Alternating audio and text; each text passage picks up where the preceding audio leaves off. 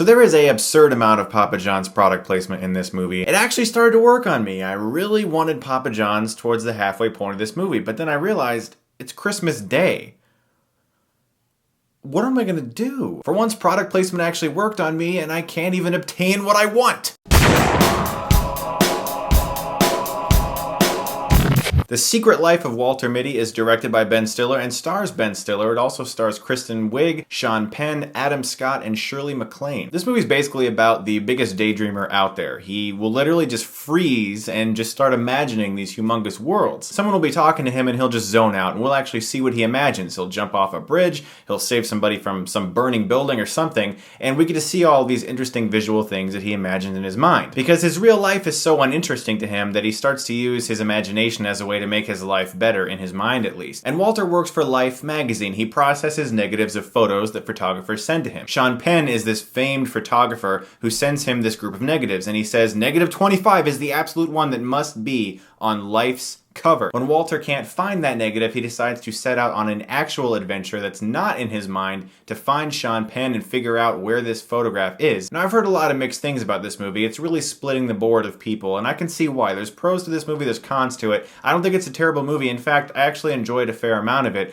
It does have some issues, though. But let's start with the pros. For one, this is a very good-looking movie. Ben Stiller is actually a very good visual director. I was very impressed with his unique camera work in this movie. I've liked all the films that he's directed. Zoolander is actually one of my favorite comedies, believe it or not. Merman.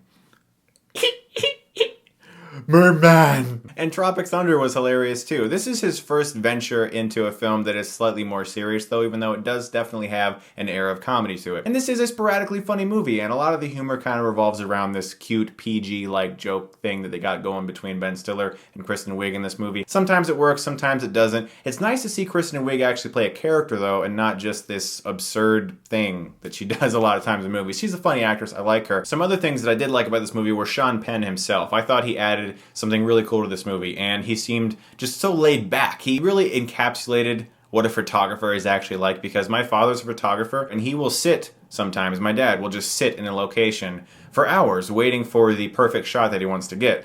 And that's very much so like Sean Penn in this movie, and I thought they really captured that very well. Now, this movie does have problems though, and one of the things that really got under my skin was the characters. There are some extremely corny and cheesy cookie cutter characters in this movie. His sister in the film is just absurd. Like, she's not like any person on the face of this earth. I really did not buy her as a character, but largely Adam Scott's character, he was so fake and unrealistic, and I did not buy him one bit. His character wasn't funny. He just felt very misused and out of place in this movie. He was definitely the big a-hole of the movie, and that's the whole thing, and you're supposed to have this scene where you hate him so much, but it's scene after scene of that. And there were a lot of cliched moments too, like where one character visits the house of a girl he likes, and I was like, they're gonna do the boyfriend cliche, there's gonna be a guy there, it's gonna be a cliche. Sure enough, he opens the door and there's the guy's face, and it's like, yep, there it is.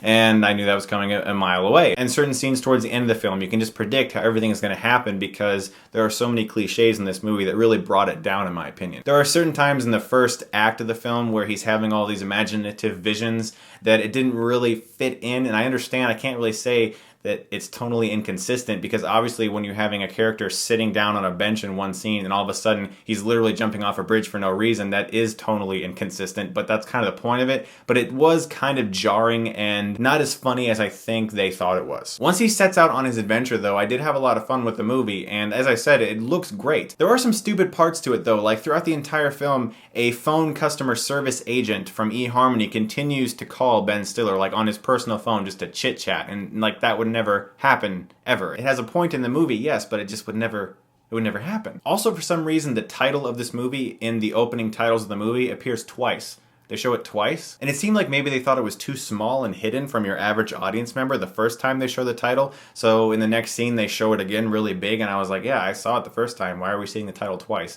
Tiny nitpick, but kind of weird at the same time. There was one scene in this movie that some people may think was just so outrageous that they might hate it. He has this imagination that he's in a film that has recently happened a few years ago. I won't spoil what the movie is. And the audacity of that scene actually made me laugh, because at first I was like, what is this? And then it got really hilarious for some reason, because I was like, that actually takes some balls to do a scene like that. Overall, I did enjoy the film for the experience. I think it's a very good looking movie. I think it can be entertaining for a lot of people, but it does have a lot of flaws with the script and the characters. I'm gonna give it a B-.